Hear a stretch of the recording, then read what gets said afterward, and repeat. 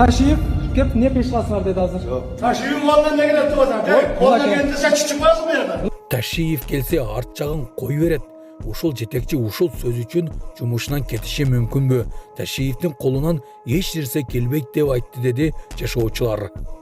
Ташиев кругой боюнча айткандан кийин бардык жердин кругойлору оңдолуп, гүл тигилип жатканын айтышууда. Сиз унааңызды камсыздандыруу кылдыңызбы? Камсыздандыруу боюнча маалыматтар ушулар жана башка жаңылыктар түрбөгө видеонун астындагы ойдон караган бармакчаны албетте басып коюңуз. Ошондо гана сиздер Кыргызстанда жана башка өлкөлөрдө болуп жаткан акыркы жаңылыктардан кабардар болуп турасыздар. Ташиев кеп не пеш кыласыңар деди азыр. Tashiyev'in kolundan ne gelip tuvasan? Kolundan gelip sen çıkmaz mı yerden? Мына Ташиевдин колунан эмне келет деген сөз бияктан чыгып атат. Мынаке. Ооба. Sen ayıp otmaysın mı ya? Namazda duranda. Ben kaçıştan mal olduram ben kaçışkası bıraktım. Bir şey adam gelirler, mülakattan sürüyorsunuz. Toksun işin bu haram borda cevap oturasın. Haram.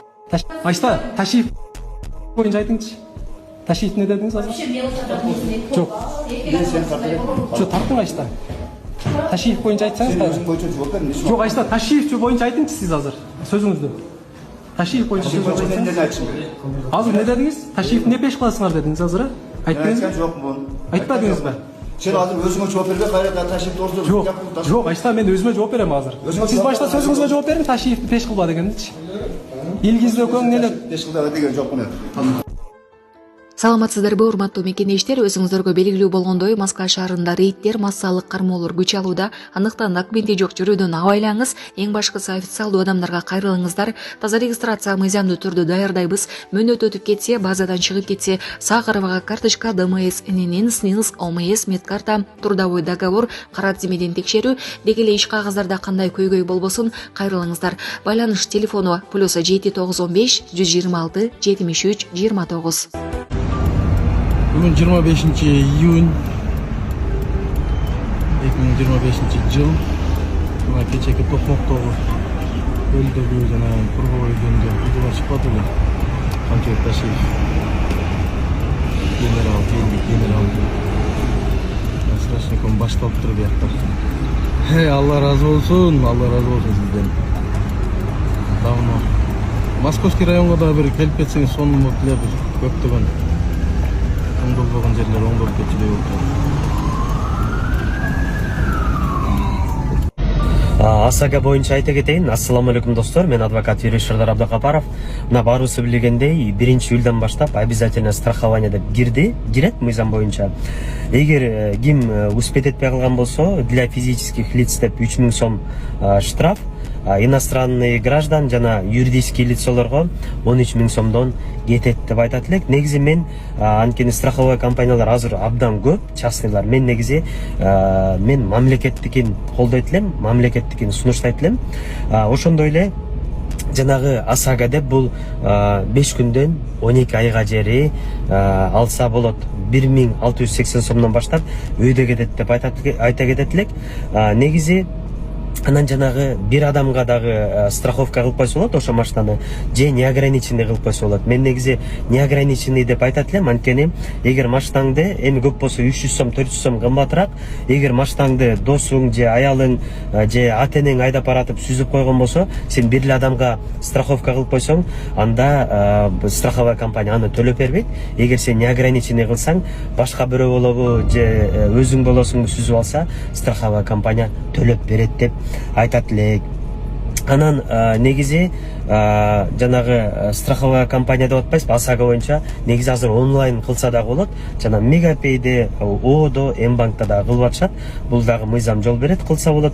Ошондой эле жанагы айтып атпайсызбы, эгер ошо АСАГа страховая обязательное страхование кылган болсоң, ДТП деп атпайсыз, жанагы бир адамды сүзүп алдың, степень тяжести деп коебуз, кандай жаракат алган. Бул боюнча мисалы адам өлүп калса 300 000 жери ошо страховая компания төлөп берет. Ошондой эле эгер жанагы жаракат алган болсо буга жанагы 100 миңден 200 миңге жери инвалидностька дагы жараша берилет. Эгер мындай жаракат инвалидность болбосо 100 миң сомго жери төлөп берет деп айта кетет элек. Эгер жанагы машинале материалдык чыгым болгон болсо бул жеңге 150 миң сомго жери ошо страховая компания төлөп берет. Эгер андан ашып кетсе аны сен төлөйсүң деген кет. Бирок сен мисалы дагы көбүрөөк төлөтөм деген болсо бул ДСАГО деп айтылат, жана дополнительно алыш керек болуп калат. Кайсы учурларда жанагы страховая компания ОСАГО төлөп бербейт дейт элек. Жанагы мас болгон учурда же наркотикалык зат менен кармалып калган болсо буну страховая компания күнөөлүүсүңбү күнөөлмөсүңбү буну дагы төлөп бербейт деп айта кетет элек. Анан дагы кайсы учурда төлөп берилбейт. Эгер силер ДТП болгондон кийин машинаңарды ошол жерден гай чакырбай кетип калган болсоңор буга дагы төлөп берилбейт. Саламатсыздарбы, кыргыз элим? Мен Кудайбердиев Абдынурдун апасы болом. Мен атым Зинат. Азыр балам 6 жашар болду. Эч кандай сөздү сүйлөй элек. Силердин жардамыңыздарга муктаж болуп чыгып атабыз. Турцияга апарып операция жасатабыз деген ниетибиз бар. Врачтар менен сүйлөштүк. Баары жакшы болот деп атышат. Сүйлөйлүк. Элдин арасында эл катары сүйлөп, угуп сүйлөсө экен деген ниетибиз бар. Алладан үмүт кылабыз. Алланын ыраазычылыгы үчүн жардамыңыздарды аябаңыздар. Балам азыр 6 жашар болуп калды. Колу менен ымдап түшүндүрөт бардыгын. Кулагы укпайт.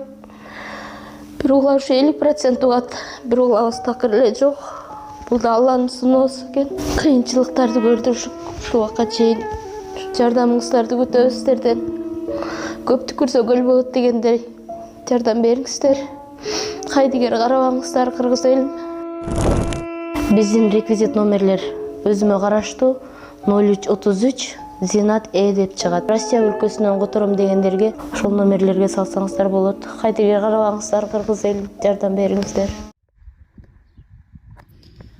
Салам алейкум, кандайсыздар? Биз бүгүн атайын Баткенге келип, кыргыз-тажик чек арасында зым тартуу иштерин көрөлү деп келсек, жөнөкөй эле бир жерге келип эле отуруп бере сүйлөп коеюн десем, мондай ок иштетилген октор да. Кадимгидей. Дал ушул жерлерде жайнап жатат. Бир эмес, бир нече жолу ок атышуу, конфликттер, мындайча айтканда согуш эле болду да ачык эле. Бүгүн мына Кыргызстан өзүнчө мындай көрүп ыйлаган келет, өзүнчө өлкө катары толук эгемендүү, толук тынчтыкка буйруса кадам таштап, мына ушундай сонун кылып чек арабызды тосуп атат. Мына бул жерде Тажикстандын чек арасы, Тажикстан бул жак Баткен, Кыргызстан. Мен азыр айтайын деген башка. Бул тосуп аткан зым торлорубуз аябай сапаттуу, көңүл буруп тосуп атышпыз. Кармасаң колуң кесип кетейин дейт да. Өлкө катары ушинтип иштегенибиз аябай кубантып атат. Мынаны караңыздар.